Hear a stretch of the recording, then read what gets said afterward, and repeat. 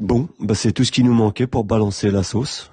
Ça fait des semaines qu'on se retient par respect pour certains invités qu'on ne voulait pas associer à notre enquête, mais là, on est obligé.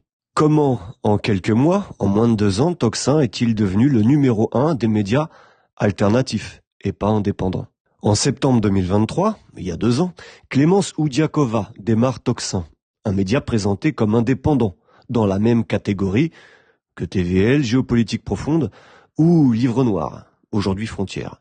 Issue de Radio Courtoisie, où elle a animé une tribune pendant 2 ans, elle fera à 2 reprises la promotion de son nouveau média sur la chaîne judéo-chrétienne CNews. A-t-elle le bras long ou est-elle soutenue par quelqu'un d'influent pour avoir l'honneur d'être invitée sur la chaîne d'information, ou plutôt d'opinion, la plus regardée de France? Posez-vous la question, quel média a la chance de faire sa promo sur un si grand plateau? Aucun. Alors que les choses soient claires, le but n'est pas de salir gratuitement Tocsin ou de créer la guéguerre entre médias alternatifs. L'idée est de démontrer le véritable objectif d'un média sous faux drapeau. Clémence a commencé en 2015 sur Sud Radio, une radio positionnée souverainiste et anti-système, dirigée par Didier Maisto, qui a aussi ses entrées sur le mainstream CNews. Didier Maisto. Moi, ce que je voudrais dire, c'est que je suis très triste, très affligé, et que quand j'entends M. Cohen, j'ai honte d'être français aujourd'hui. Vous avez honte d'être français? Ah oui, j'ai honte que mon pays soit devenu le pays où les Juifs envisagent de quitter notre territoire, ont peur, parce que ça c'est une réalité. Elle a rejoint Radio Courtoisie, conservatrice et catholique, en 2021, pour y animer l'émission Ligne Droite. Un indice, c'est pas une émission de gauche. Ces 2 radios partagent de nombreux invités en commun.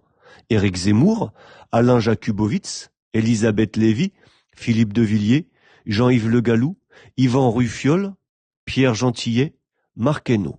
Des invités identitaires. Pour plusieurs d'entre eux, soutien du pied noir Zemmour. L'animateur vedette de Sud Radio, c'est bien sûr André Berkoff, qui vient de rejoindre son ancienne collaboratrice sur Tocsin.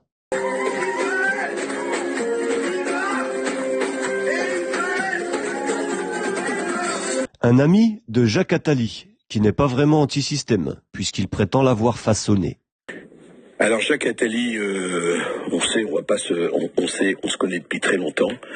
Alors Jacques Attali, moi ce que je voudrais dire au départ, c'est que il y a des gens qui vous aiment, je fais partie, il y a des gens qui ne vous aiment pas, il y a des gens qui sont indifférents. Mais ce qu'on ne peut pas nier, j'ai toujours considéré qu'il était très important de faire un scénario du pire. Passons à la famille de Clémence Oudiakova. Nom de naissance, Cougnache. Son frère Alexandre a été conseiller régional Centre Val-de-Loire pour le Front National en 2015, puis candidat Reconquête, le parti de Zemmour, en 2022 dans le Loiret. Son père, Philippe, ici au micro de Ligne Droite, Radio Courtoisie, a été dirigeant du GUD, un mouvement étudiant d'extrême droite qui s'est forgé par la violence dans les années 70. Le bastion des idées d'extrême droite, c'est la faculté d'Assas, où s'est implanté fortement le GUD, le groupe Union Droit. Ce jour-là, l'extrême droite tenait Assas, ils attendaient les gauchistes.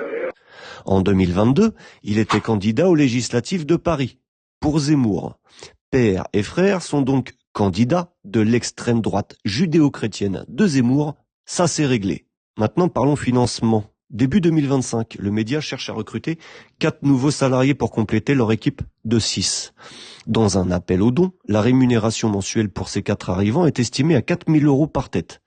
Une équipe de 10, donc, avec une Clémence et un Berkoff, qui coûtent un peu plus cher que les autres, représente une charge salariale d'au moins 50 000 € par mois, soit 600 000 € par an. Leur studio, d'abord situé à Paris 16e et aujourd'hui à Neuilly, leur coûte un loyer d'au moins 36 000 € chaque année. La question est donc la suivante. Comment sont financés ces 650 000 € minimum de dépenses annuelles? Comment un média créé il y a 2 ans peut-il assumer cette dépense? Pour créer Tocsin, Clémence Oudiakova et son associé Guy Delafortelle ont financé personnellement 75 000 € comme c'est indiqué sur leur site officiel. Et ils ont complété par un financement participatif, Tipeee, de 55 000 €. Ils ne bénéficient d'aucune subvention publique et prétendent ne pas dépendre d'un milliardaire. Leur seul revenu serait généré par les réseaux sociaux. Connaissant un petit peu le fonctionnement des réseaux sociaux, avec la rémunération YouTube et sa publicité, il faudrait générer 30 millions de vues chaque mois pour financer tout ça. Alors, on peut pas répondre aujourd'hui à la question du financement de ce média qui manque cruellement d'une transparence qu'il prétend défendre à longueur de temps. Par contre, la ligne éditoriale est simple, rassembler un public autour de sujets d'invités anti-système, remettant en question le consensus bien établi, la doxa. Et en ça, c'est très bien. Le piège, c'est une dérive progressive à l'approche de 2027, vers un raisonnement très à droite qui risque d'influencer leurs spectateurs. Et ça, c'est le projet d'un État profond judéo-chrétien que nous avons étudié dans notre dernière enquête et que nous n'arrêterons pas de dénoncer. À bon entendeur.